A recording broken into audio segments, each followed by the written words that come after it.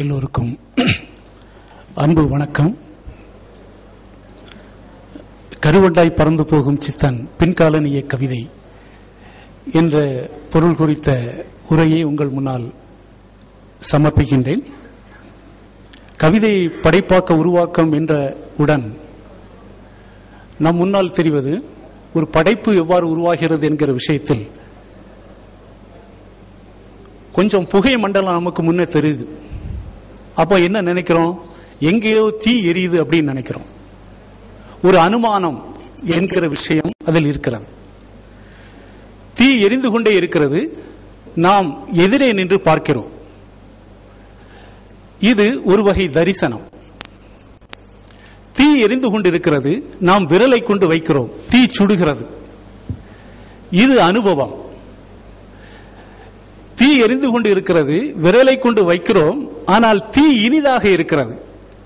இது விசித்திரம்.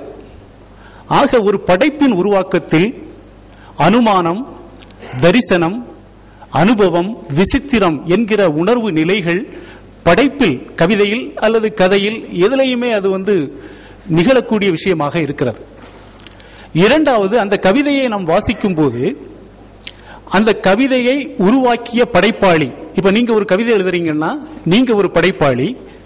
இரண்டாவது, அந்த படைப்பு என்கிற கவிதை. மூன்றாவது, அதை வாசிக்கக்கூடிய வாசகன் என்ற மூன்று தளங்களில் இந்த கவிதை என்பது இயங்குகிறது. கவிதையினுடைய செயல்பாடு என்பது இயங்குவதை நாம் பார்க்கிறோம். ஆக இந்த கவிதையினுடைய வாசிப்பின் அரசியல் என்கிற ஒரு விஷயத்தை பார்க்கும்போது அது ஒவ்வொருவருடைய காலத்திற்கும் சூழலுக்கும் பிரதேசத்திற்கும் ஏற்றவாறு அர்த்தங்கள் மாறுபடுகிறது. இது வாசிப்பின் அரசியலாக இருப்பதை நாம் கவனிக்கிறோம்.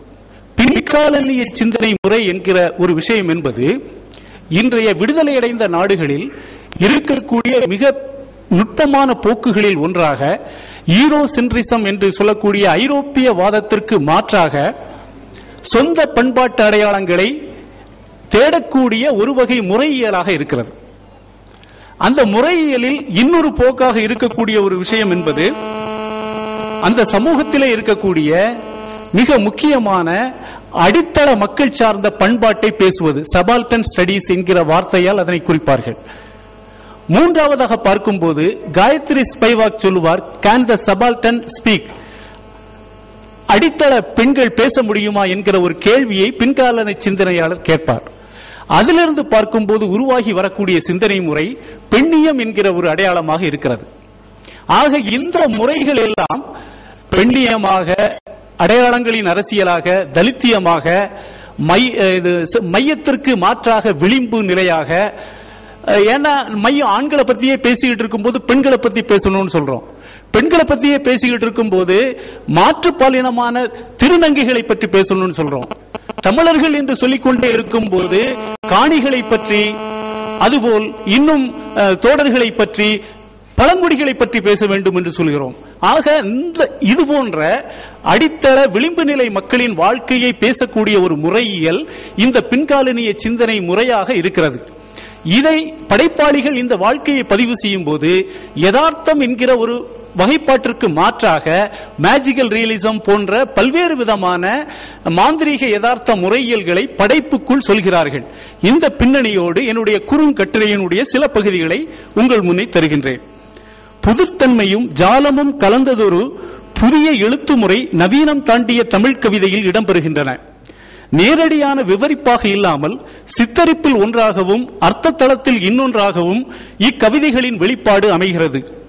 ஐரோப்பிய வகைப்பட்ட யதார்த்தவாதம் தட்டையானதாகவும் காலனிய நீட்சியதாகவும் வெளிப்பட்டதன் விளைவாக லத்தீன் அமெரிக்க நாடுகளின் படைப்பாளிகள் புராதன மனத்தின் பழங்கதை சொல்லல் மரபு சார்ந்த இவ்வடிவத்தை மறு உருவாக்கம் செய்தனர். பின்காலனிய எழுத்து முறையை ஜால யதார்த்தம் என்ற சொல்லாலும் அழைத்தனர். தமிழின் ஜால யதார்த்த தன்மை கொண்ட மாறுபட்ட எழுத்து முறையை பிரேம் ரமேஷின் கவிதைகளில் காணலாம். மகாகவி இரவு முழுதும் இருட்டில் அழுது கொண்டிருந்தான். அழுகையில் கரைந்து விடியலில் ஒரு சொல்லாக மீந்து கிடந்தான். பழக்கமுள்ள சிட்டுக்குருவி ஒளியோடு உள்நுழைந்து அங்குமிங்கும் பார்த்துவிட்டு தரையில் கிடந்த அச்சொல்லை கொத்திக்கொண்டு வந்த வழியே பறந்தது. ராத்திரி மகாகவி இருட்டில் இருந்துகிட்டு இருக்கும் போது அவன் எதா மாறிடுறான், சொல்லாக மாறி கிடக்கிறான். அதிகாலையில சிட்டுக்குருவி வருது, அந்த சொல்ல கொத்திக்கிட்டு போய் உலகம் எங்கும் சொல்லுது. இது ஒரு குறியீடாக ஒரு ஜாலத்தன்மை கொண்ட ஒரு விஷயமாக சொல்கிறது. ஆனால் இந்த கவிதை எதை பேசுகிறது என்கிற இன்னர் ஸ்ட்ரக்சருக்குள்ள நம்ம பார்த்தோம்னா, தன்னை அழித்து எழுத்தை உருவாக்கும் படைப்பு செயல்பாட்டை ரொம்ப நுட்பமாக பேசக்கூடிய ஒரு கவிதையாக இது இடம்பெறுவதை நாம் பார்க்கிறோம். அதுபோல் இசை என்கிற ஒரு கவிஞர் எழுதிய ஒரு கவிதை நீங்க பாத்தீங்கன்னா, ஒரு மேசைக்கு மேல கவிதை புத்தகங்கள்லாம் விரிச்சு போட்டிருக்கு. ஒரு பூனை மெதுவா வருது, அதனுடைய புத்தகங்களை எல்லாம் திறந்து பார்க்குது. பார்த்துக்கிட்டு அதுல இந்த கவிஞர் எழுதிய ஒரு கவிதையை கிழிச்சுக்கிட்டு போயிட்டு அந்த கவிதை இப்படி முடியுது. பூனைகள் குழுமி இருந்த அரங்கில் மியாவ் மொழியில் மொழிபெயர்க்கப்பட்டிருக்கிற முதல் தமிழ் கவிதை என்கிற அறிவிப்போடு கிளிப்பட்ட என் கவிதையை என் வீட்டு பூனை எழுந்து வாசித்தது.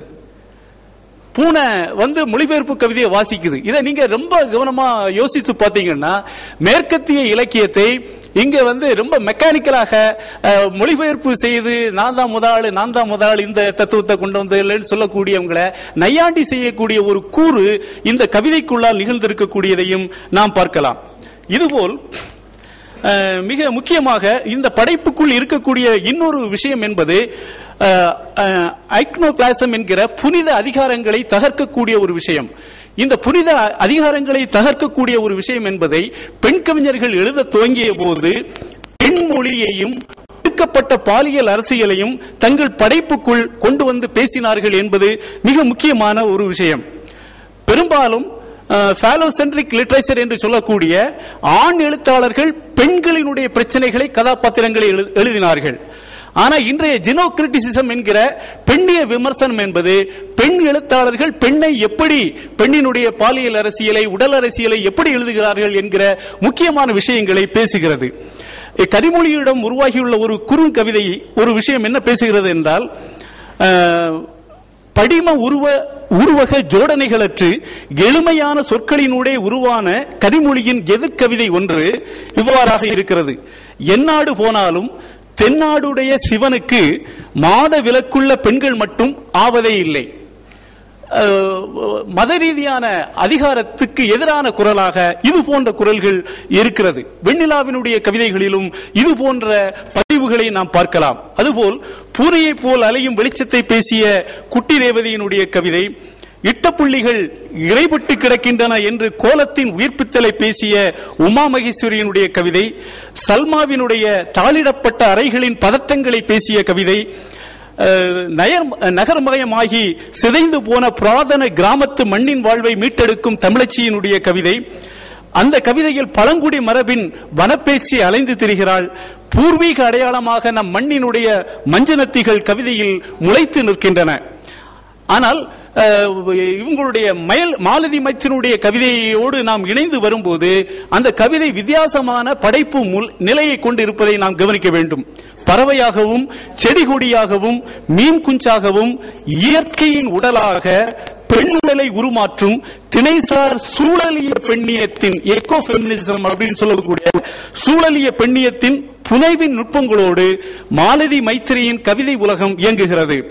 கைகளை வெட்டி நட்டு காடாக்குவதும், மார்புகளை வீசி எறிய மலைகளாவதும், கண்களை எடுத்து ஆற்றில் விட மீன் குஞ்சுகள் துள்ளி பெருகுவதும், நாவை அறுத்து வானில் எறிய